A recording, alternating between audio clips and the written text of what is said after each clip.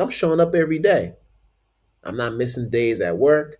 You got people who are purposely coming to work late and they're not being held to the same standard. So I have this saying that I have this saying which goes like this: the competent overcompensate for the incompetent. So basically, oh, if you a dope teacher, if you're a teacher that stands on business and you always doing the job, if you're a strong teacher, you're expected to do more because you're strong. You're expected to be on this committee. You're expected to do these extracurricular activities with kids because you're just that good of a teacher.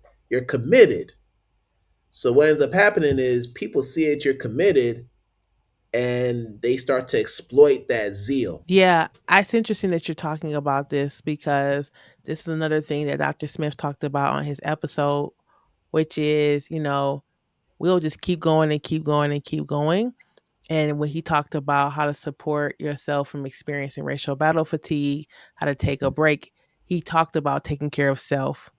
He didn't say anything about joining a committee, starting a committee, staying super late. He said, take care of yourself, go home, pick Yeah, your battles, eat your yeah. fruits and vegetables, be in nature, because that's what happens. You're a great teacher and more things are put onto your plate. And I'll say black educators especially, and then we'll take it one more level, black male educators, right? Because like, okay, there's only so many, and so we have one. So let us just keep showing them appreciation by giving them more work and typically not for any more pay. And so I just had to pause you to say that. And I think it's really interesting. Also, there's so many of us who go through this tenure process. And we had this in the district I was in for a long time. I don't know if it's still the case.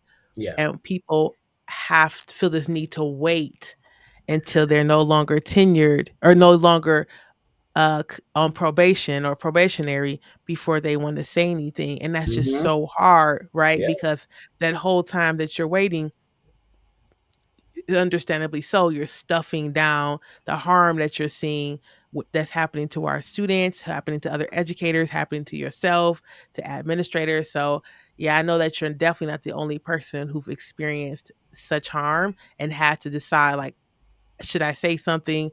What if I get fired? I got to take care of my family.